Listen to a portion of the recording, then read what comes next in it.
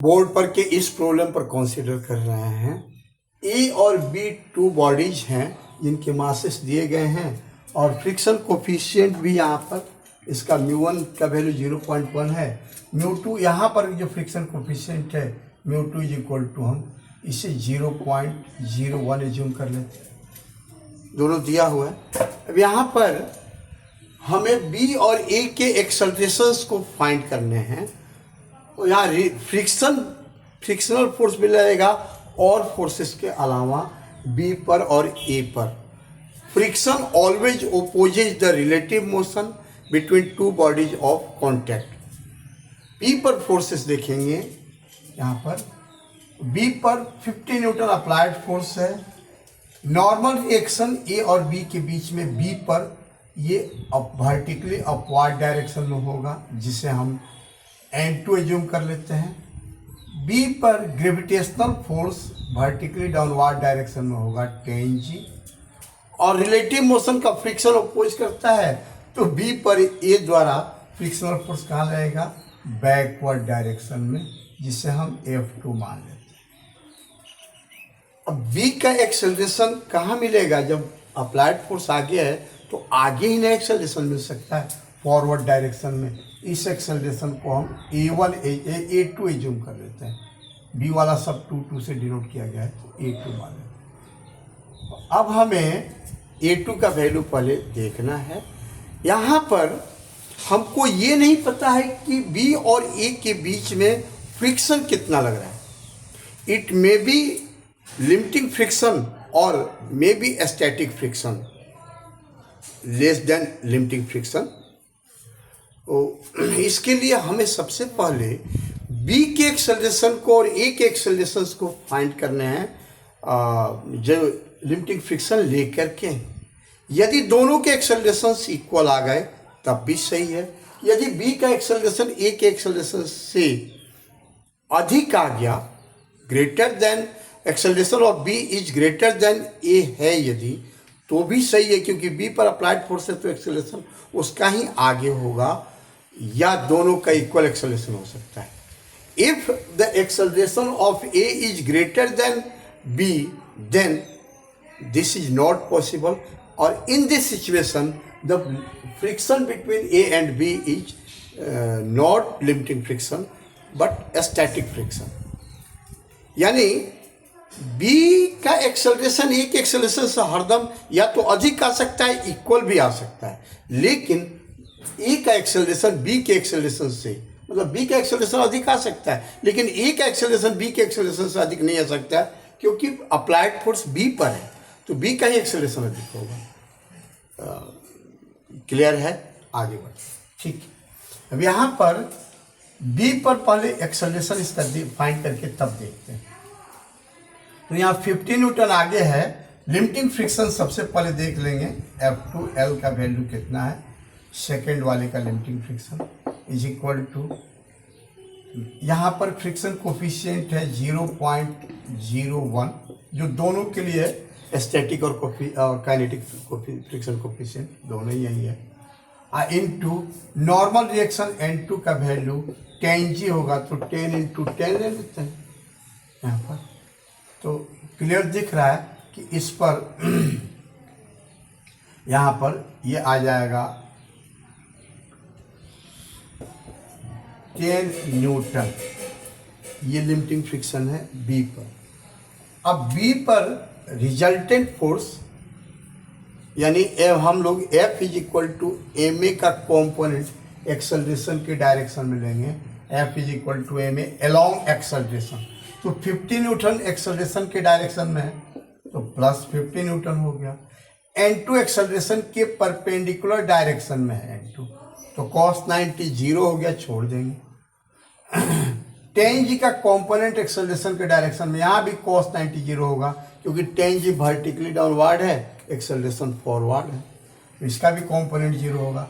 F2 का component acceleration के direction में -F2 होगा, तो सबसे पहले लिमिटिंग फ्रिक्शन ही लेंगे, -10 ले लेंगे, is equal to mass into acceleration. Mass इसका है 10 और एक्सेलरेशन इसका A2 है यहाँ, तो इससे A2 इज इक्वल टू मिल जाएगा 50 माइनस 10 40/10 मीटर पर सेकेंड स्क्वायर, यानी 4 मीटर पर सेकेंड स्क्वायर एक्सेलरेशन होगा बी का। अब हम ए के लिए चल रहे हैं। जब बी फॉरवर्ड डायरेक्शन में मूव करेगा ए के रेस्पेक्ट में, तो ए बी पर रिलेटिव मोशन के ऑपोजिट फ्रिक्शनल फोर्स पीछे लगाएगा, और बी के रेस्पेक्ट में ए का रिलेटिव मोशन कहाँ होगा? बैकवर्ड डायरेक्शन में। ए रेस्ट में है, लेकिन बी के रेस्पेक्ट में ए का रिलेटिव मोशन बैकवर्ड डायरेक्शन में, यानी लेफ्टवर्ड डायरेक्शन में है। तो ए पर फ्रिक्शनल फोर्स कहाँ लगेगा? बी द्वारा फॉरवर्ड डायरेक्शन में, राइटवर्ड डायरेक्शन। तो इस पर ये फ्रिक्शन जितना बी ए पर लगाएगा उतना ही ए बी पर भी लगाएगा। F2 है तो इसमें भी F2 ही है। और ए पर दूसरा यहाँ पर और फोर्सेस भी देखें तो ए पर फोर्सेस कौन कौन से हैं? एक तो F2 दिख गया, दूसरा यहाँ पर इसका अपना weight 20G vertically downward direction में। नॉर्मल रिएक्शन यहाँ भी कॉन्टैक्ट सरफेस के परपेंडिकुलर, ये N1 मान लेते हैं। ये नॉर्मल रिएक्शन का वैल्यू, N1 का वैल्यू यहाँ पर देख लेंगे, दोनों को ऐड करके मिल जाएगा। नीचे देख रहे हैं। इस पर और कौन फोर्सेस हैं? फ्रिक्शनल फोर्स होगा। ये जो ग्राउंड है या जो रिजिड सपोर्ट है उसके और ए के बीच में फ्रिक्शनल फोर्स कहाँ लगेगा?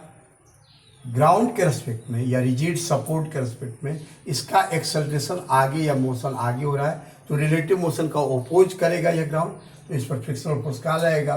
पीछे की ओर, इस रिजिड सपोर्ट द्वारा। तो यहाँ पर फ्रिक्शनल फोर्स पीछे लगेगा, यहाँ दिखाए थे। हालांकि कॉन्टैक्ट सरफेस में यहाँ लगता है। तो ये इसका वैल्यू कितना होगा इसको देख रहे हैं। यहाँ पर सबसे पहले यहाँ पर N1 फाइंड कर लें। तो N1 तो क्लियर है कि दोनों बॉडीज के मासेस, चूँकि वर्टिकल डायरेक्शन में नॉर्मल रिएक्शन है, कॉन्टैक्ट सरफेस यहाँ पर हॉरिजॉन्टल है, तो इसीलिए दोनों बॉडीज का मास ऐड होके इंटू जी हो जाएगा। तो N1 का वैल्यू आ जाएगा 10 + 20 30G आ जाएगा N1 का वैल्यू। तो लिमिटिंग फ्रिक्शन जो लगेगा ये रिजिड सपोर्ट और ए के बीच में, यह F1L = यहाँ पर μ1 का वैल्यू 0.1 है, तो 0.1 इंटू mg यहाँ पर N1। तो N1 का वैल्यू 30G है, तो 30G का वैल्यू 10 ले लेते हैं। तो ये दिख रहा है ना कितना न्यूटन होगा? 30 न्यूटन होगा। और ए पर बी जो फ्रिक्शनल फोर्स F2 लगा रहा है मैक्सिमम, उसका वैल्यू कितना है? यहाँ पर 10 न्यूटन दिख रहा है यहाँ पर। तो जब बी ए पर 10 न्यूटन फोर्स अप्लाई कर रहा है फॉरवर्ड डायरेक्शन में फ्रिक्शनल फोर्स, और ग्राउंड इस पर 30 न्यूटन फोर्स अप्लाई कर रहा है, तो बी ए मूव नहीं करेगा। क्लियर दिख रहा है? यानी यहाँ पर लिमिटिंग फ्रिक्शन नहीं होगा। यहाँ पर फ्रिक्शन का वैल्यू यदि 10 न्यूटन आगे है तो 10 न्यूटन ही पीछे होगा, ताकि नेट फोर्स 0 होगा तो ए रुका रहेगा। लेकिन हम लोग तो चेक करेंगे लिमिटिंग फ्रिक्शन से ही ना, देखना पड़ेगा। तो बी का एक्सेलरेशन तो मिल गया, जो आया है 4 मीटर पर सेकेंड स्क्वायर। ये सही है क्योंकि ए के एक्सेलरेशन से बी का अधिक है, और ए का एक्सेलरेशन जो आ गया 0 आ गया, यानी ए के पास कोई एक्सेलरेशन नहीं है। कोई डाउट नहीं होगा। अब इसको चेंज करके सिचुएशन को देखते हैं, यानी यहाँ पर कर देते हैं 0.1 जो है इसको 0.01 कर देते हैं इसको, यहाँ पर 0.1 कर देते हैं यहाँ। तो अब इस सिचुएशन में क्या होगा? पहले वाले सिचुएशन में देख क्या, इस सिचुएशन में क्या होगा? तो यहाँ पर F2L का वैल्यू 0.1 इंटू 10 इंटू 10 यानी 1 न्यूटन होगा। F2L का वैल्यू 1 न्यूटन। अप्लाइड फोर्स का वैल्यू कितना है? 50 न्यूटन। तो 50 - 1 = 10 A2 आ गया, जैसे हम लोग पहले देखे थे। तो A2 = 49/10, यानी यह वैल्यू कितना आ जाएगा? 4.9 मीटर पर सेकेंड स्क्वायर। क्लियर है? अब चलते हैं ए के लिए। तो ए पर आगे F2 का जो वैल्यू होगा वो तो इतना ही होगा, F2 का वैल्यू 1 न्यूटन ही होगा। अब F1 का वैल्यू यहाँ पर देख रहे हैं, ये 0.01 है, 0.01 है इंटू 30 इंटू 10, ये तो रहेगा ही, तो ये कितना हो जाएगा यहाँ पर 3 न्यूटन हो जाएगा कि नहीं, 3 न्यूटन होगा। अभी भी इस सिचुएशन में F2 का वैल्यू 1 न्यूटन है जो कम है आगे का, और यहाँ फ्रिक्शनल फोर्स क्या है, ज़्यादा है, तो B का एक्सेलरेशन इस सिचुएशन में जो आया वो भी सही है, और A का एक्सेलरेशन क्या होगा, 0 होगा, कोई डाउट नहीं है। अब यदि हम यहाँ पर वैल्यू को और कम कर दें या यहाँ पर वैल्यू को बढ़ा दें, 0.5 कर दें, ये तीसरा सिचुएशन दें, 0.5 कर दें तो ये वैल्यू बढ़ जाएगा, और यहाँ पर वैल्यू देखें तो यहाँ 0.01 ही रहने देते हैं, तो ये तो 3 न्यूटन आएगा। अब ऊपर देखते हैं हम, ये F12 का वैल्यू आ जाएगा 0.1 नहीं है बल्कि ये क्या है 0.5 है, तो ये वैल्यू आ जाएगा 5 न्यूटन ऊपर। तो 50 minus 5 is equal to 10 A2, तो A2 इज इक्वल टू 45/10 यानी 4.5 मीटर पर सेकेंड स्क्वायर, ये सही है, ठीक है। अब N1 का वैल्यू यहाँ पर देखें 30, वो तो ठीक है, उसमें कुछ चेक नहीं करना है, हम लोग सीधे फ्रिक्शन पर चले जाएं। तो फ्रिक्शन जो F1L का वैल्यू है वो क्या होगा, यहाँ पर 0.013 न्यूटन ही आएगा, जितना ये है उसमें चेंज नहीं किया गया। तो 3 न्यूटन फोर्स जो लग रहा है ये लिमिटिंग फ्रिक्शन, ये ग्राउंड या रिजिड सपोर्ट ए पर बैकवर्ड लगा रहा है, और ए पर फॉरवर्ड डायरेक्शनल फोर्स लग रहा है कितना, यहाँ पर 5 न्यूटन, F12 का वैल्यू 5 न्यूटन आया। तो ए का भी एक्सेलरेशन मिल जाएगा 5 माइनस 3 इज इक्वल टू, ए का मास कितना है 10, एक्सेलरेशन इसका A1 इज इक्वल देते हैं आगे की, तो A1 इज इक्वल टू यहाँ पर आ गया 5 माइनस 3 2/10 यानी 0.2 मीटर पर सेकेंड स्क्वायर, ये एक्सेलरेशन होगा ए का। ये सही है एक्सेलरेशन, क्योंकि बी पर फोर्स लग रहा है तो बी का एक्सेलरेशन ए के एक्सेलरेशन से मोर देन होना चाहिए, तो है यहाँ दिख रहा है ए का एक्सेलरेशन 0.2 है और बी का एक्सेलरेशन 4.5 मीटर पर सेकेंड स्क्वायर है, तो सही है। अब एक और सिचुएशन पर कंसीडर कर लें, वो क्या, जैसे यहाँ पर 0.01 नहीं होके 0.0 है, मतलब कोई यहाँ पर फ्रिक्शन है ही नहीं रिजिड सपोर्ट और ए के बीच में, तो ऐसे सिचुएशन में हम लोग यदि बी पर फोर्स अप्लाई कर रहे हैं तो बी पर यहाँ पर ये दिखाई देगा एक्सेलरेशन जो है वो 5 न्यूटन है, और ये एक्सेलरेशन 4.5 मीटर पर सेकेंड स्क्वायर है, ये यहाँ पर A2 का एक्सेलरेशन, ये सही है जो सिचुएशन दिया गया, यहाँ पर जो सिचुएशन है बी के लिए वो सही है।